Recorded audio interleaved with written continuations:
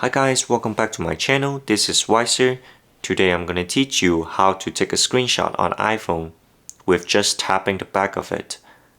This is actually very simple and easy. I personally think this is really cool. If you want to do the same thing that I did, make sure to finish the video. So first of all, you want to go to settings. On settings, you want to scroll down till you see accessibility right here and you click on it. And you want to tap touch. Scroll to the bottom till you see backtap right here, then you click on it. This is the page where you set up what your phone gonna do when you back tapping your phone. Let's just say when I double tap my phone, I want to take a screenshot, then you should click here.